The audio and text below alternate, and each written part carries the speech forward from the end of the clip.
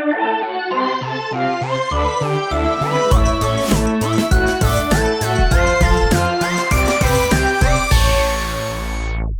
Bestia. Hiya, Manic Bestia here. Now, I've been seeing a lot of people on the web saying things like, I can't believe this was in a kids movie, with something like a screenshot of the movie 9 with the puppet getting its soul sucked out of its face. So what, does all kids entertainment need to be funny clown vomit slop all the time? Is that really what you want? Minions and trolls? I think it's about time I shed some light on the spookier side of kids media out there. You know, the stuff that doesn't appeal to everybody. I mean, just look at me. Do I look like someone who grew up with Ice Age?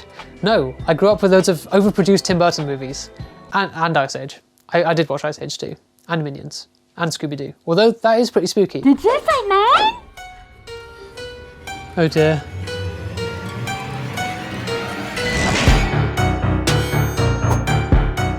Alright folks, so this is my ever so spiteful puppet, Chester, and I'm starting to regret bringing him to life now.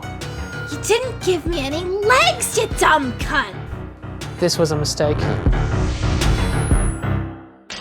So, 9 began as a short film by Shane Acker in 2004, as I'm sure you could tell by the amount of yellowing and balloon filters added in post-production. The characters in the short use a very unique visual aesthetic called stitch punk, which is pretty much just steampunk but for your nan. The whole thing is only about 10 minutes in total. It's a pretty neat little contained story. It feels a lot like one of those short tech demos you'd see on the special features of a Pixar movie. I'm sure Toy Story had its fair share of soul reattachment and puppeteered skeletons prowling around a post-war hellscape too, right? Anyway, after the short received an Academy Award nomination, it was quickly adapted into a feature-length film, with the key differences being a fully voiced cast and a more realised plotline detailing how the apocalypse was caused by humans in an attempt for world power. You also get an explanation for the backstory of the dolls by the scientist, who created them using his soul as a last salvation for humanity and life on Earth. So why'd you bring me to life? I didn't ask for this! We don't talk about that.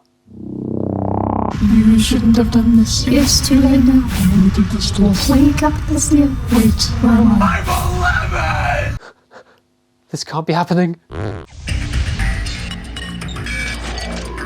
The idea of the scientist being used by the Nazi communists is obviously taking inspiration from World War II, depicting a ruthless dictator who manipulates a bunch of brainiacs to invent new machines of war for their army, like the computer or the atomic bomb. There are clear references to Deep Blue as well, and in a deleted scene we can even see the machine beating someone in a game of chess, which is just goofy as hell. The backstory of the film is portrayed briefly, and a lot of the on-the-nose flavour text used is pretty funny.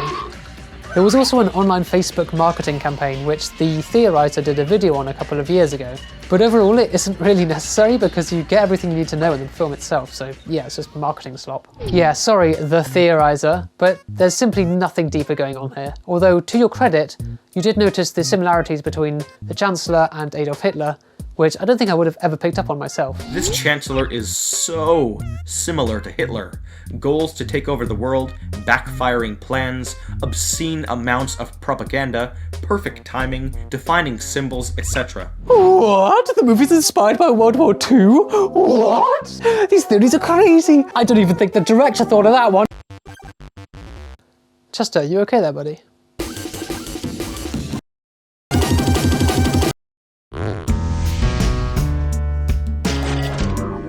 Using the post-war apocalypse and human extinction as a setting is pretty unique for a kids' film. You may think WALL-E did the same, but at least in that movie the humans survive. Here they just straight up die. Like, actually, we are deceased! Humanity is no more. It's a very bleak yet scarily realistic depiction of what could happen if some lunatic really did invent an uncontrollable weapon of war, which obviously will never happen. I also really like the idea of the scientist sacrificing himself as a last salvation for humanity. My favourite part being how much isn't outright explained. You easily get enough to understand what's going on. None of the human characters are even given names. Maybe the brevity is due to its length and budget. I think it could have easily worked as a silent film like the original short though.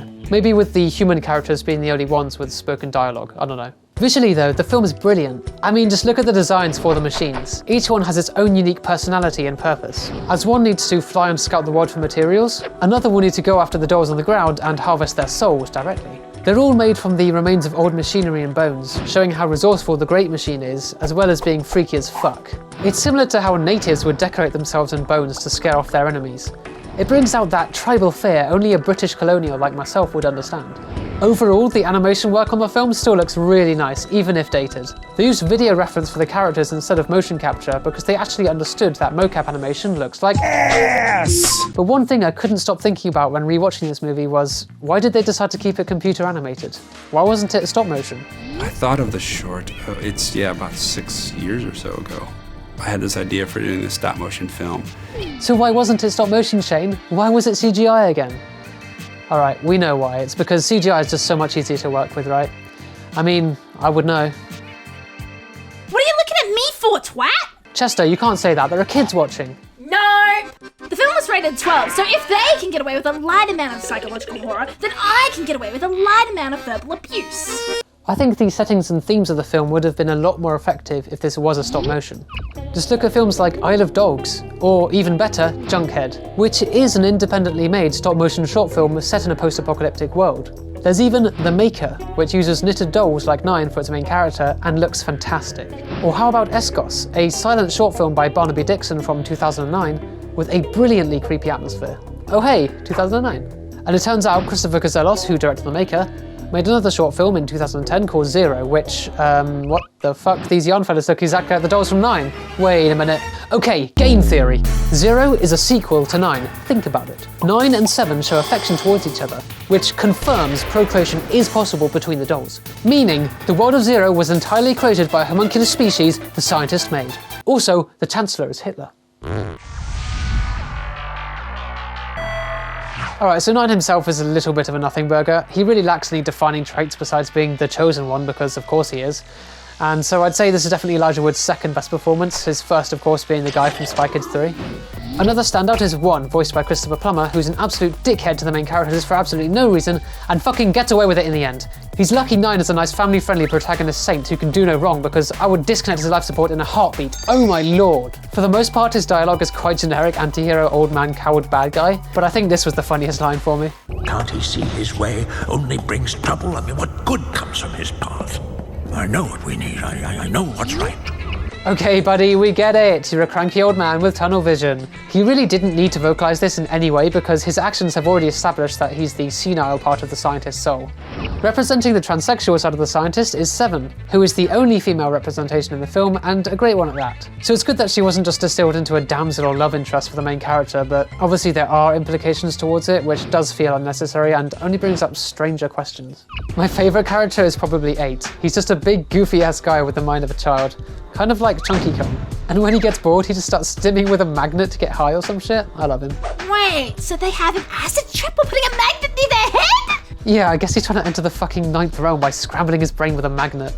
The scene goes completely unexplained, by the way. God fucking damn it, why isn't this working? Funnily enough, his design reminds me a lot of the Hoodlums from Rayman 3. Holy shit, what other video games can I shoehorn into this video? Voodoo Vince, Sackboy? How about the cancelled video game tie-in for the film which was never finished? I bet you didn't even know that existed. One thing I love about the voice acting across the board for this film is the variety of mature voices for the characters from older actors. It's nice hearing that in a kids movie instead of being talked down to by some celebrity spewing self-indulgent Disney dialogue for 2 hours. I think they're all facets of me in some way. I'm the crazy artist like 6. Sometimes I want to be really brash and idealistic and fiercely independent like 7. Yeah, and sometimes you're a radical dictator like 1, and sometimes you're a drug addict like 8. Sure, I can relate. This definitely isn't your average conclusion for a kids movie, holy shit. The fact that humans are shown as nothing but evil and only ever make catastrophic mistakes feels like a really bleak and pessimistic view of society. So is Shane Acker secretly emo and an anti-natalist? No, obviously not. But you can't deny the fact that the movie does portray humanity as an extremely cruel and flawed race. Which is important for kids to understand, even if all our mandatory history lessons already hammered that message into our heads. I think the ending has my favourite use of music with the, spoilers, fake out while the machine comes back to life. All the sound effects are cut and you're left with this great and horrifying juxtaposition. Other than that, the repeated use of the music box and mysterious choir is fitting for the film, but gives it a stereotypical dark fantasy feel which doesn't really grab me since I've heard it done so much before. Deborah Lurie produced the soundtrack using some motifs that Danny Elfman wrote.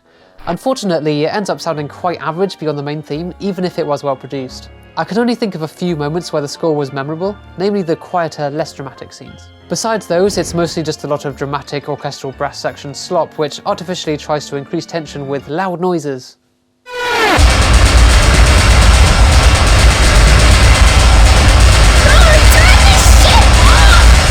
The ending is surprisingly left quite open-ended, leaving you to imagine what happens next. Since humanity was wiped out, it's going to take millions of years before a new intelligent species evolves on Earth again. I'm not really sure why the dolls needed to turn into green Luigi slime ghosts and fly into the sky for it to rain, but that's just how things work in this universe, I guess. Of all the explorations of artificial intelligence, what it means to be human and consciousness, this is definitely one of them. The idea of the uncontrollable monster is a tale as old as time, and the fear of technology is just another one of those tropes which is hard to get away from these days. While the film does have an extremely unique and creative visual presentation, it's unfortunately held back a bit by the script. The limitations of it being a kids movie were clearly pushed for this film. However, the plot and dialogue do tend to suffer from the kids movie tropes we're all familiar with at this point, which is a shame. But that's all easy to look past thanks to its snappy pacing and stellar presentation. Apparently Shane Acker was also great to work with since he made the original short entirely on his own, meaning he actually understood how much effort and hard work goes into animation, unlike most Hollywood directors.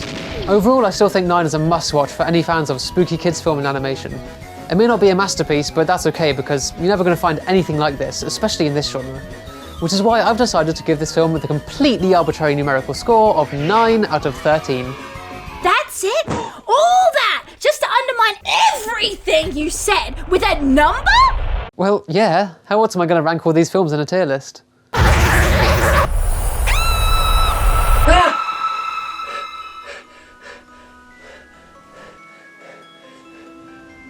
It was all just a dream. Yeah. Okay. Just a dream. Yeah.